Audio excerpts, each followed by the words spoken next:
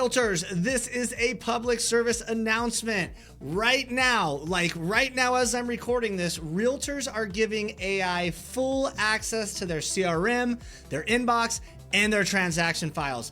These are systems that are loaded with the most sensitive data their clients will ever trust them with. And if something goes sideways, if that thing touches the wrong file, misreads a thread, or surfaces something it never should have seen, then bro, that's not just a tech glitch you laugh off. That can end a relationship and that can end your career.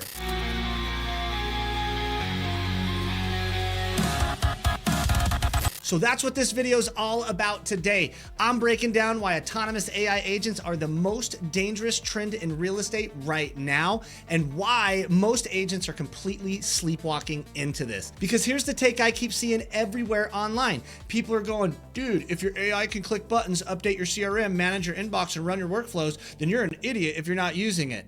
And look, I get why people are all hyped. This stuff is powerful and it's moving fast, but here's what nobody wants to say out loud. The agent who turns one of these tools loose inside their CRM lets it browse buyer motivations, seller financials, lender conversations, private notes about a divorce situation or a probate deal, and it summarizes the wrong thread or it attaches the wrong detail to the wrong contact. Well, guess what? That agent didn't just make a tech mistake.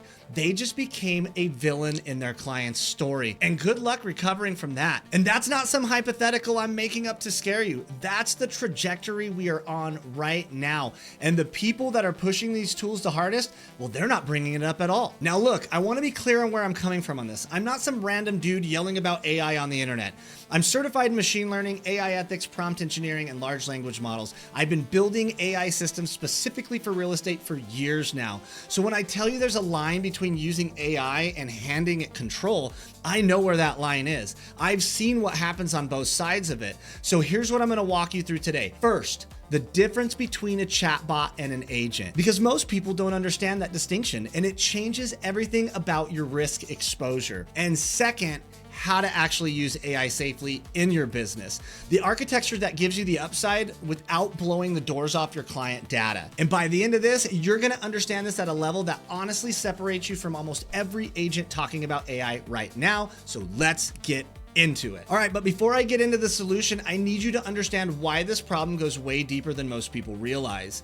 Because the issue here is not that AI exists. The issue is that there's a massive difference between a tool that helps you think and a tool that takes action inside your business, and almost nobody is making that distinction. They're just lumping it all together like it's the same thing, and it's not the same thing, and this is where it gets absolutely real. All right, so let me break this down simply because I think a lot of the confusion starts right here. A chatbot like ChatGPT, Gemini, and Claude, they live in a normal conversation.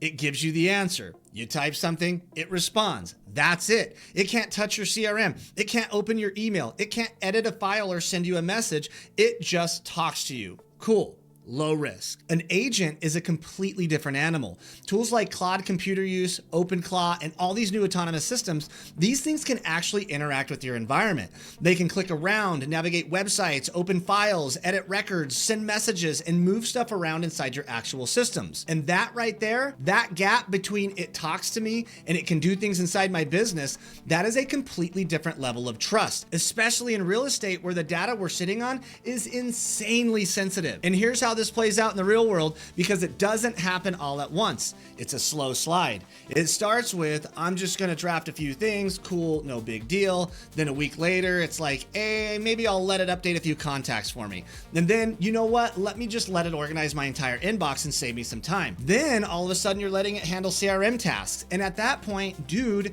this thing now has access to names, phone numbers, home addresses, private messages, financial details, moving timelines. I'm talking divorce situations, probate deals, lender communications, the whole picture. And that's not casual information, man. That is exactly the kind of data your clients are trusting you to protect. And you just handed all of it off to an experimental tool because some workflow looked slick in a screen recording. And here's the kicker that nobody's paying attention to. You're not watching it as closely as you think you are. Nobody is. The more comfortable you get with it, the more you let it do. And that's just human nature. And that's exactly how this slides from being helpful into being reckless, and you don't even see it happening. Now, let's zoom out for a second. Okay, this business we're in real estate runs on trust, confidentiality, and protecting people's information. That's not a nice to have, that's the foundation. And you take that away and we've got nothing. And look, guys, if AI screws up a blog post, whatever, nobody's losing sleep over that. But if an AI agent screws up a CRM record or leaks client info or misreads the lender email and now the wrong person has the wrong details, that's a whole different conversation. Now you're dealing with trust issues, you're dealing with potential business fallout, and depending on how bad it is, you might be looking at legal exposure too. And the problem was never AI, it was always blind trust. And right now, blind trust is running the show. Okay, so that's the problem. And I know that was heavy, and I promise I'm not yelling at you guys, but I'm so passionate about this. And I needed you to feel the weight of it because too many people are brushing this off. Now, here's what I saved for this part of the video, because honestly, if you think the risk side was important, what I'm about to show you is going to change how you think about AI in your business entirely, because there is a way to get the power without the exposure, and it looks nothing like what most people are showing you online. All right, so let me be super clear about my position here, because I don't want anybody walking away thinking I'm anti-AI. You guys that know me know I love AI. I'm 100% for it, and I'm not anti-AI. I'm not even close, but I am anti-stupid implementation, and there's a massive difference. So the agents who win with this stuff, they're not going to be the ones giving AI the most access. It's going to be the people who understand where to put the walls up, not the flashiest demo, the safest system that actually works. That's the move. And the architecture behind building something like that, it's called Retrieval Augmented Generation, or RAG. This is built inside controlled automations with real guardrails around what the AI can see and what it can touch and what it can send. So let me show you what this actually looks like in practice, because I think this is the part that clicks for most people. So instead of turning some agent loose like a cannon inside your CRM and just hoping for the best, you build a system where only the AI interacts with what you specifically give it permission to see. So like brainstorming, yeah, go nuts with AI on that. Outlining content, drafting marketing ideas, thinking through systems and workflows, all of that is fair game because the blast radius is small. If it screws up, who cares? Nobody gets hurt. But when you need AI to help you write a follow-up to a real lead, you feed it the context it needs in a sandbox prompt. You don't give it access to browse your entire inbox and piece it together on its own. You control the input. Same thing with the pipeline management. You want AI helping you prioritize? Cool. Build an automation that pulls specific limited data points into a controlled workflow. Don't let an agent click around your CRM unsupervised like some intern on their first day with admin access. And for transaction coordination, if you want AI involved there, you set up the guardrails first. What can it see? What can it touch? What's it allowed to send? You answer those questions before it ever interacts with a single piece of client data, not after. And that's the difference between a grounded system and an experiment. And in a business where you have a fiduciary responsibility to protect your client's information, experiments don't cut it. And here's the real no BS talk on this. Your clients don't care how trendy the tech is. They really don't. What they care about is whether their information is safe, whether you're handling their deal like a professional, whether you're putting their interests ahead of your excitement about some new tool you saw on X or Facebook or YouTube. And the agents who get that, who build AI into their business with privacy baked in, with safer data handling and the compliance side of real estate actually thought through from the beginning,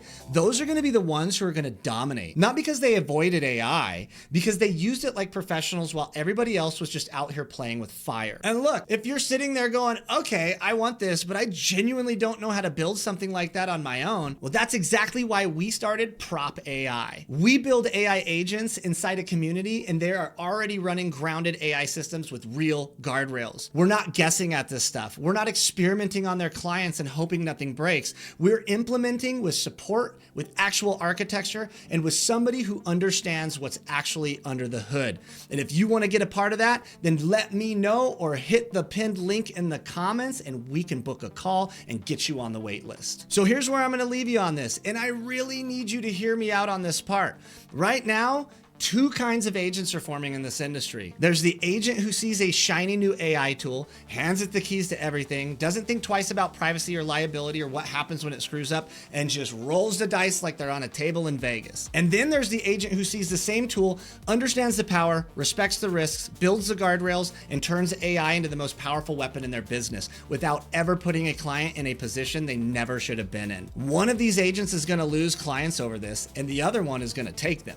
And here's the part that should keep you up at night. Your clients are going to find out which one you are. Maybe not today, but they will. So the question isn't whether you should use AI, that ship sailed. The question is whether you're gonna be the one agent who does this right, or the one agent who has to explain to a client why their private information ended up somewhere it never should have been. That's not a comfortable question, but it's the one that matters right now. So to bring it all together, the difference between a chatbot and an agent changes everything about your risk. Blind trust is the real enemy here, not the AI itself. And the right architecture, grounded systems, controlled access, real guardrails, that's how you get the power without the exposure. Now, subscribe guys, because every time one of these AI companies drops a new agent feature or something changing that affects how we handle client data, I'm gonna be here breaking it down before everybody else catches up. So drop a comment, guys. Tell me what you're seeing out there. Are agents in your market messing with these tools? Are they talking about OpenClaw and co-work?